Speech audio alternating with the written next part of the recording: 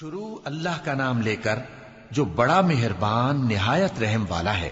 الف لام میم، یہ حکمت کی بھری ہوئی کتاب کی آیتیں ہیں، نیکوکاروں کے لیے ہدایت اور رحمت، وہ جو نماز کی پابندی کرتے اور زکوٰۃ دیتے ہیں، اور وہی ہیں جو آخرت کا یقین رکھتے ہیں، یہی اپنے پروردگار کی طرف سے ہدایت پر ہیں اور یہی کامیاب ہیں۔ اور لوگوں میں بعض ایسا ہے جو بیہودہ حکایتیں خریدتا ہے تاکہ لوگوں کو بے سمجھے اللہ کے رستے سے گمراہ کرے اور اس سے ہنسی کرے، یہی لوگ ہیں جن کو ذلیل کرنے والا عذاب ہوگا۔ اور جب اس کو ہماری آیتیں سنائی جاتی ہیں تو اکڑ کر منہ پھیر لیتا ہے، گویا ان کو سنا ہی نہیں، جیسے اس کے کانوں میں ثقل ہے۔ تو اس کو درد دینے والے عذاب کی خوشخبری سنا دو۔ جو لوگ ایمان لائے اور نیک کام کرتے رہے ان کے لیے نعمت کے باغ ہیں، ہمیشہ ان میں رہیں گے۔ اللہ کا وعدہ سچا ہے اور وہ غالب ہے، حکمت والا ہے۔ اسی نے آسمانوں کو ستونوں کے بغیر پیدا کیا جیسا کہ تم دیکھتے ہو، اور زمین میں پہاڑ بنا کر رکھ دیے تاکہ وہ تم کو لے کر ڈولنے نہ لگے، اور اس میں ہر طرح کے جانور پھیلا دیے۔ اور ہم ہی نے آسمان سے پانی نازل کیا، پھر اس میں ہر قسم کی نفیس چیزیں اگائیں۔ یہ تو اللہ کی تخلیق ہے۔ اب مجھے دکھاؤ کہ اللہ کے سوا جو ہستیاں ہیں انہوں نے کیا پیدا کیا ہے۔ حقیقت یہ ہے کہ یہ ظالم کھلی گمراہی میں ہیں۔ اور ہم نے لقمان کو دانائی بخشی کہ اللہ کا شکر کرو، اور جو شخص شکر کرتا ہے تو اپنے ہی فائدے کے لیے شکر کرتا ہے، اور جو ناشکری کرتا ہے تو اللہ بھی بے نیاز ہے، لائق حمد و ثنا ہے۔ اور اس وقت کو یاد کرو جب لقمان نے اپنے بیٹے کو نصیحت کرتے ہوئے کہا کہ بیٹا، اللہ کے ساتھ شرک نہ کرنا، شرک تو بڑا بھاری ظلم ہے۔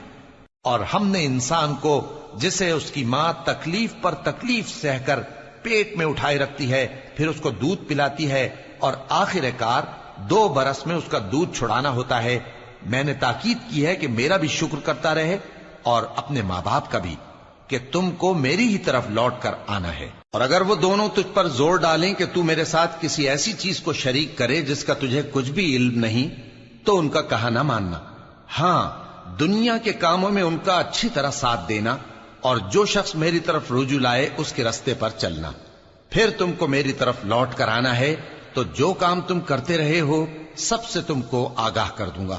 لقمان نے یہ بھی کہا کہ بیٹا، اگر کوئی عمل چاہے رائی کے دانے کے برابر بھی چھوٹا ہو، اور ہو بھی کسی پتھر کے اندر یا آسمانوں میں مخفی ہو یا زمین میں، اللہ اس کو قیامت کے دن لا موجود کرے گا۔ کچھ شک نہیں کہ اللہ باریک بین ہے، خبردار ہے۔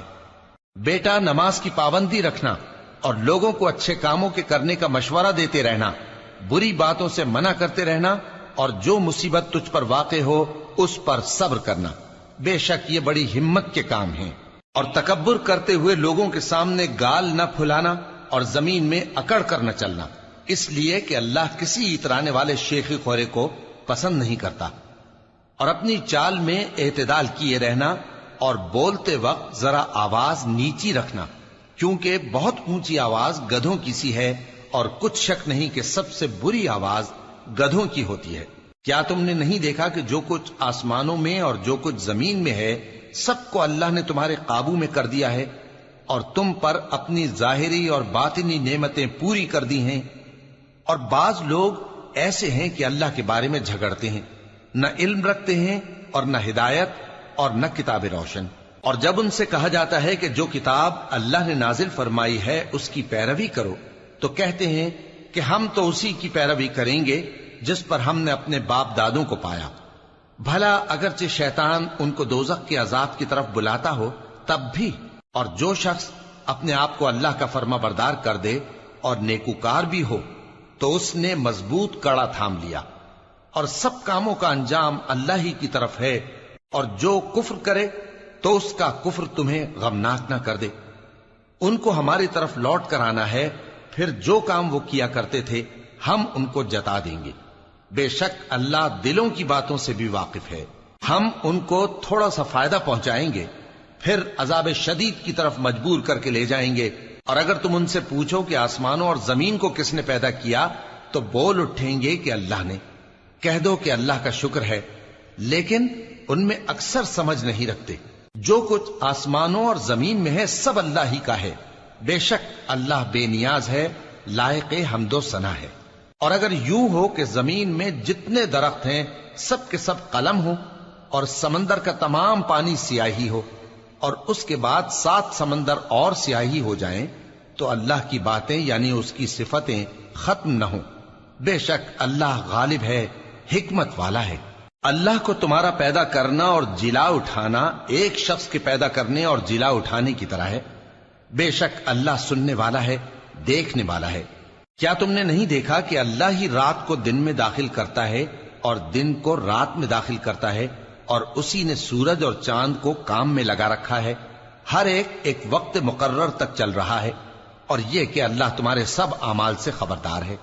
یہ اس لیے کہ اللہ کی ذات ہی برحق ہے، اور جس کو یہ لوگ اللہ کے سوا پکارتے ہیں وہ سب باطل ہے، اور یہ کہ اللہ ہی عالی رتبہ ہے، گرامی قدر ہے۔ کیا تم نے نہیں دیکھا کہ اللہ ہی کی مہربانی سے کشتیاں سمندر میں چلتی ہیں تاکہ وہ تم کو اپنی کچھ نشانیاں دکھائے؟